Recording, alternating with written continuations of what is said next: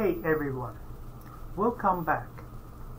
Today we're diving into the battle of the audio formats, WAV versus MP3.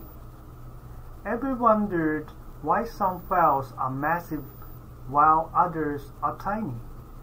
Or why some sound crystal clear while others not so much? Let's break it down. First, let's talk about WAV. WAV files, short for Waveform Audio File Format, are the heavy hitter of the audio world. They are uncompressed, meaning they store all the audio data from a recording. Think of it like a raw photo from your camera. No details are lost. This makes WAV the go-to format for professionals, like sound engineers and musicians. The quality is top-notch because nothing's removed, but the trade-off, huge file sizes. A 3-minute song in WAV file can easily take up over 30 megabytes. Now let's switch gears to MP3.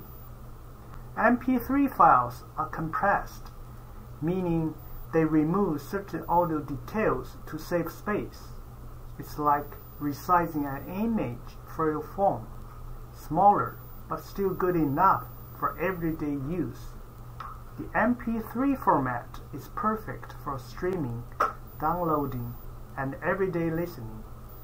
A 3-minute song in MP3 might only take up 3 megabytes. But to shrink the file, it sacrifices some of the finer audio details. You might not notice it on earbuds, but on high-quality speakers, totally different story. So here's the breakdown. WAV file, high quality, no compression, massive file sizes, ideal for professionals or archives. MP3 instead, compressed, smaller size, slightly lower quality, perfect for casual listening and streaming. At the end of the day, it's all about what you need. If you are mixing tracks or need pristine audio, WAV file is your best friend. But if you are building a playlist or saving space, MP3's got you back. So which one do you use? Let me know in the comments. Thank you for tuning in. Until next time, keep those vibes high and those playlists full. See ya!